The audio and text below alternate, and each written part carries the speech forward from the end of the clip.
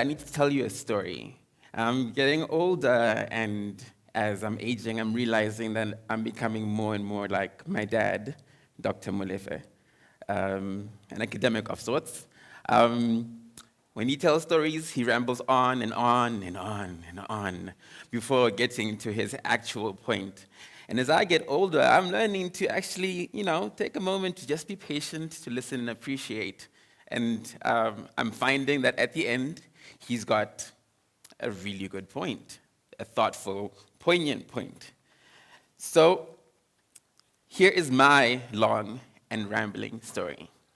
I am, by training, a chartered accountant slash auditor, but by profession, a writer. These two might seem, worlds apart, writing and accounting, but they really aren't. Accounting traces its origins to Mesopotamia with the discovery of mathematics. But the work of an accountant, as we know it today, came into its own in feudal societies, where there was a person designated the task of calculating and reporting to the feudal lord how much in labor and tribute his vassals had extracted from the serfs on his land, and of course paid into the Lord's coffers. This person would report the news, facts, and figures gathered to his audience, being the Lord of the lands, and would empower him to make decisions, much like reporters at newspapers do, don't you think? Not much has changed in the intervening years. Accounting became professionalized, and accountants, especially auditors, still report to the owners of capital like land, to, in our capitalist society, shareholders. What I'm saying, though, is that accounting isn't, contrary to popular belief, about crunching numbers. It is about finding and telling the story behind the numbers.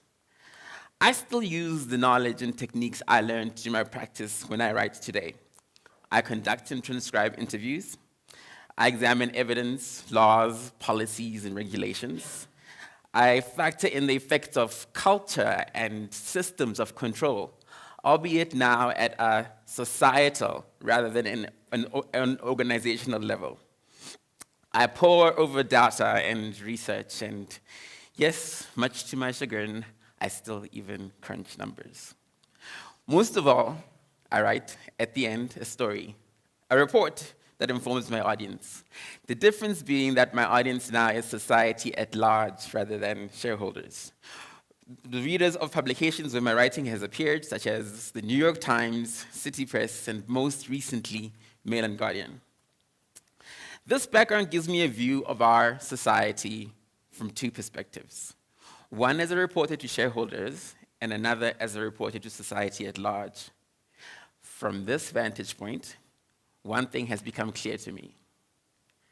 Capitalism, like feudalism, like sexism, is a system of distributing power in society. Power to make decisions and give effect to them. Power to influence and control the use of resources and the lives of people. Power to influence policy-making and laws. And just like the other two, capitalism is inherently unjust because it distributes power unequally on an unfair and hereditary basis. However, instead of unfairly skewing power in favor of lords, as feudalism did, or men, as sexism does, capitalism skews power in favor of shareholders.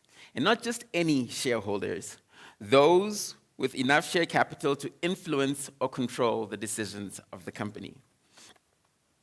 Many, dare I say, most of these shareholders, the ones towards whom capitalism skews power unfairly, unequally, did not come into their wealth through their own labor.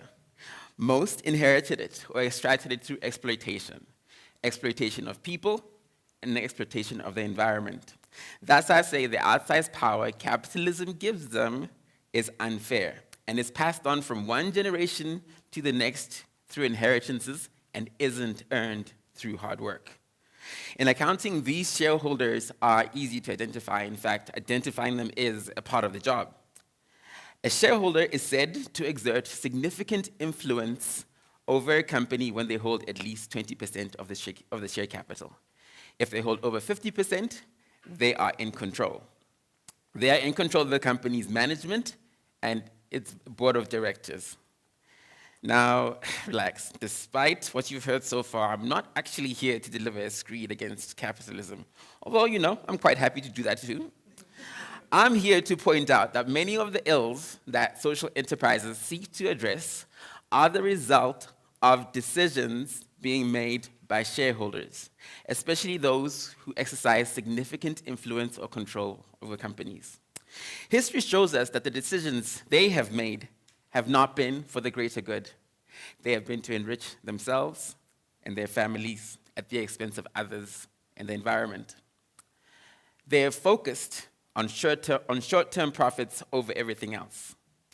The institutions built around shareholders and companies, such as stock exchanges, incentivize this perverse behavior. The quarterly and annual earnings reports companies file are the primary source by which shareholders make the decision about whether they're getting their return on investment, which is measured in monetary terms. Only terms such as sustainability, impact investing, and building long-term value have only recently become buzzwords. And only recently has it become popular to think about the ways in which a company's operations and business model affect other capital inputs, other than financial capital. Capital inputs such as the well-being of workers, the environment, and the communities in which companies operate. But much of this is still mostly, for now, just talk. The way companies, stock exchanges, and valuation models work is as they always have, with a single-minded focus on shareholders and delivering to them maximum returns on financial capital as soon as possible at all costs. This way of thinking and being, and the unearned power to give effect to it, gave us the DOP system, which paid farm workers in wine, a decision whose legacy of alcohol dependence and abuse and the social problems they cause still plagues farm worker communities today. Introduced by Jan van Riebeck in 1658 and formally banned in the 1960s, although the practice continued well into the 90s, the DOP system is, according to researchers, the root cause of the disproportionately high levels of babies born with fetal alcohol syndrome disorder in the Cape Winelands. This lifelong, incurable condition impairs the cognitive and physical functioning of babies born with it. In South Africa, about 30 in every 1,000 babies is born with fetal alcohol syndrome. In the Cape Winelands, in communities such as the Boerland region, the rate is 10 times higher, as high as 300 in every 1,000 babies.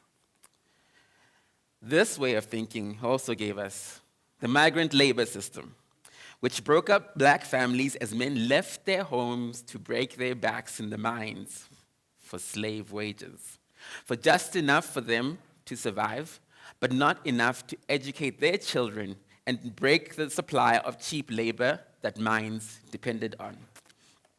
The South African Chamber of Mines, an organization of mining company owners founded in the 1890s, had among its primary tasks, 1, reducing the wages of black mine workers, 2, recruiting cheap labor, which saw it lobby the colonial administration to introduce hut taxes to force natives off the land and into laboring in the mines.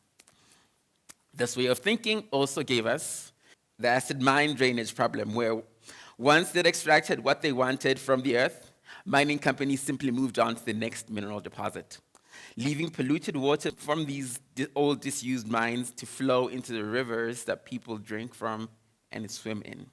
I could go on forever with more examples. Now, some might say that, oh, this was just apartheid capitalism. Pure capitalism, whatever that is, can and has been good. But in fact, there are legion examples from every corner of the earth of the negative environmental, social, and political impacts on people and societies that are a direct result of the incentives that companies and shareholders have under capitalism.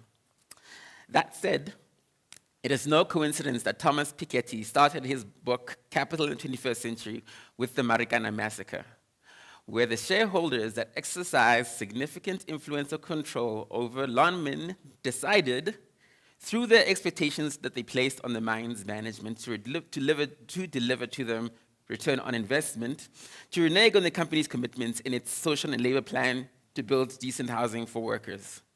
The Farlam Commission found in its report that Lonmin's failure to fulfill its obligations under its social and labor plan was a contributing factor to the conditions that gave rise to the grievances that striking miners were trying to address.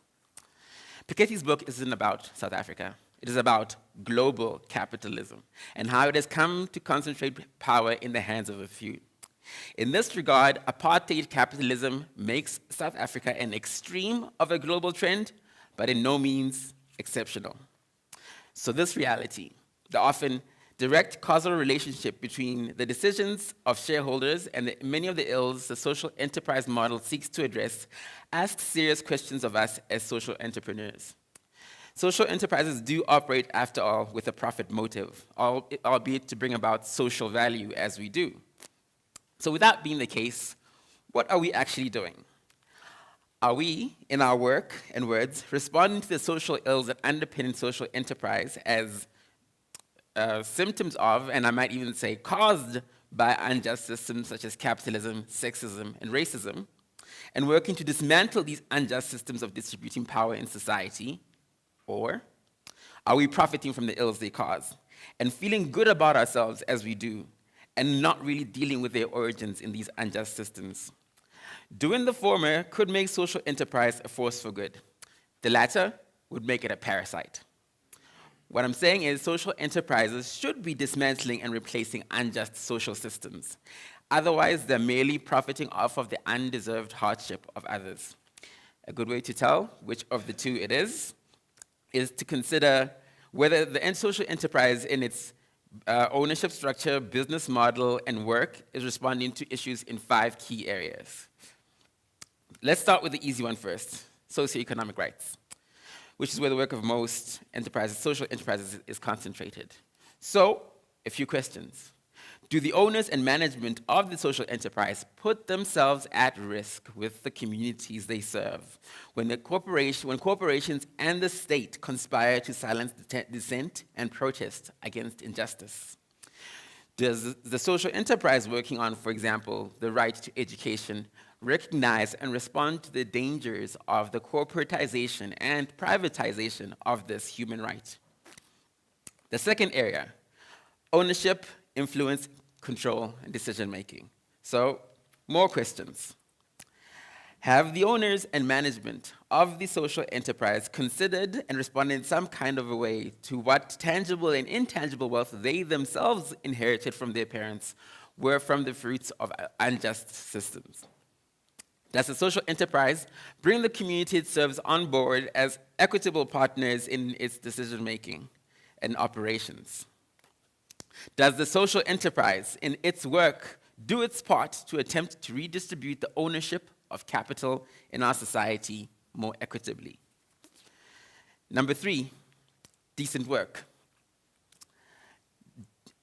Do the social enterprise's own employees earn a living wage, enjoy freedom, equity, dignity, and security at work? Does the social enterprise agitate for this throughout our society? Number 4, the environment. Does the social enterprise consider and respond to the adverse environmental impacts of its own work and the tensions that exist between human development on one hand and on the other, the sanctity of the environments in which we and other beings live? The 5th and final area is the one I consider the most important, societal values. Does the social enterprise in its operations contribute to the very necessary shift in society from an individualistic focus on the self to the realization that each of our being is bound up in the others? The decisions we take and actions we make have an effect on other people, so we as humans have an ethical duty to consider this and to be accountable to them. If the answer to these questions is a no, then the social enterprise is, sadly, likely a parasite.